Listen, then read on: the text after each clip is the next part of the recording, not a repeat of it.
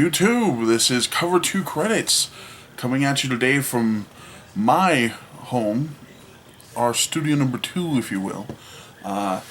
Kevin had to work today and couldn't get to the movie theater with me this morning to see Xmen Apocalypse. So I went and I'm going to do a quick review for you. I will start spoiler free, and when I get to spoilers, which I probably won't get that far into or get very deep into, I will put up a sign. So no spoilers. I've been looking forward to this movie for a little while. I had read a few non-spoiler reviews of critics and things that had came out in this last couple of weeks, that when they'd seen it finally, and it made it seem like I wasn't too sure if it was going to be what I was hoping or not. I was pleasantly surprised. Some critics that I trust, that I like to read, were like, meh. And I didn't mind this movie. I enjoyed the movie. It's a comic book movie, but let's get more into that. So, when it comes to the story, they did a good job with explaining aspects people might not know about. Now, obviously, Apocalypse is in the title. The character of Apocalypse is in the movie. He can be a confusing character to kind of understand, and I thought they explained him fairly well. They did a good job kind of laying out how he becomes who he is, where he's kind of come from in the past, and how he progresses through life. It makes perfect sense when you see it. If you know much of anything about comic books, this is not that far-fetched. It makes good sense. The story is well-paced.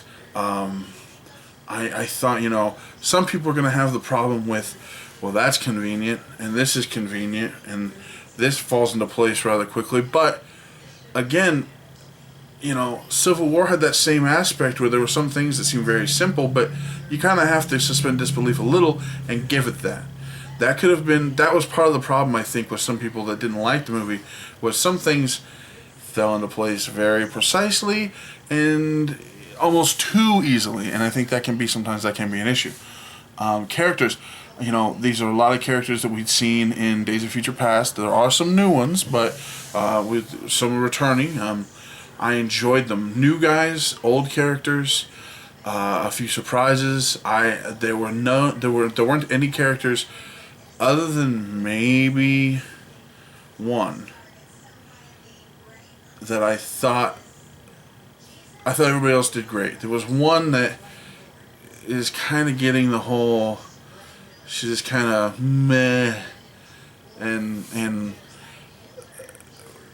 just doesn't feel like they want to be there on set. You can see it in the acting, and I won't even name who it is. And realistically, it's not that noticeable.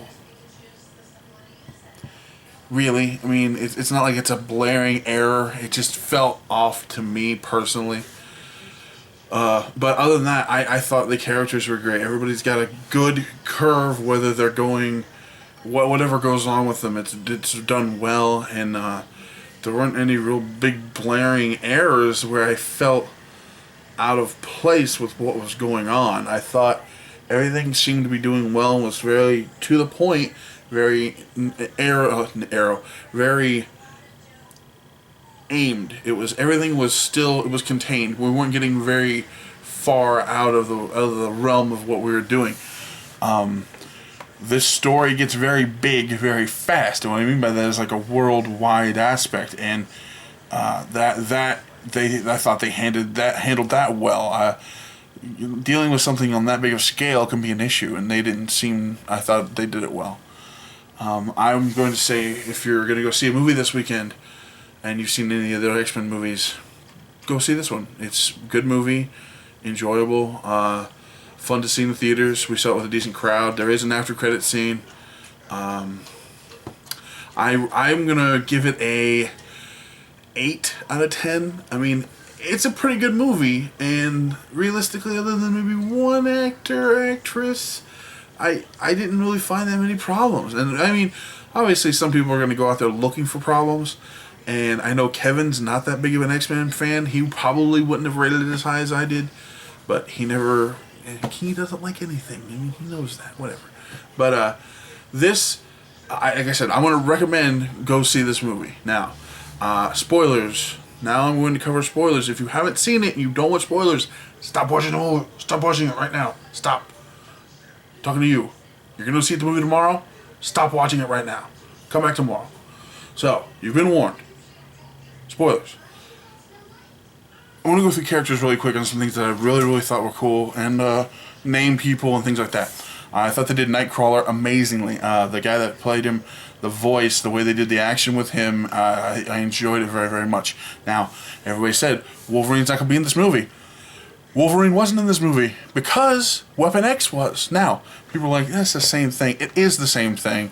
However, that's kind of the loophole I think they used in saying that Wolverine wasn't going to be in this movie. Now, does he have a big part? No. No, not a big part at all. One of the negatives I had, I really thought it was cool to see Psylocke. Olivia Munn played the character perfectly, looked a lot like the character. They don't really give her much to do. She's a lackey and fights a beast, and that's that. And, meh. Now, Apocalypse, a lot of people had a problem with the way he looked back in the day. I thought he looked like Ivan Ooze from, about to say Ninja Turtles. No, from Power Rangers. I didn't have a problem with Apocalypse in this movie. I like Oscar Isaac. I thought they did him well. They explained him very well.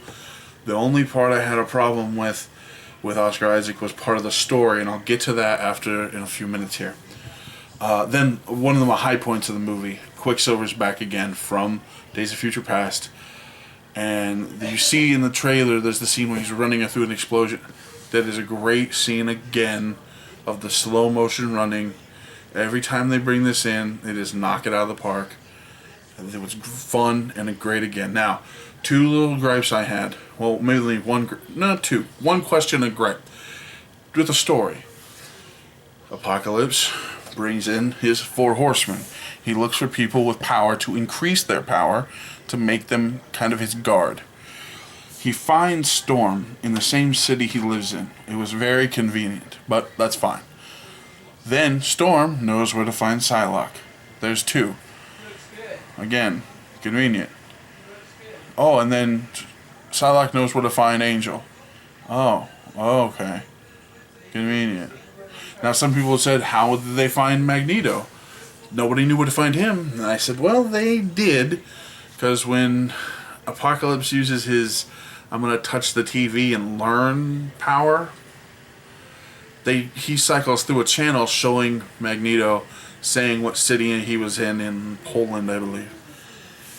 Then one of the last things is, one of the first things Apocalypse does is fires off all the nukes in the world. All of the nukes in the world. They all get to space where he was planning to turn them around and drop them back on the planet. That gets thwarted.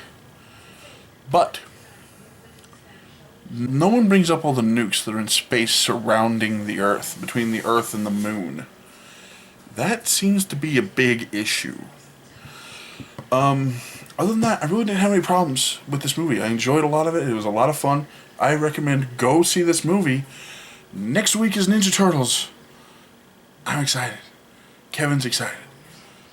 We both liked the first one. It's a rarity that we both enjoyed both movies like this. Tell us what you think. Let us know if you like this movie. Let us know if you agree or disagree with this. But let me know if you agree or disagree with this review. And until next time, thanks for staying until after the credits.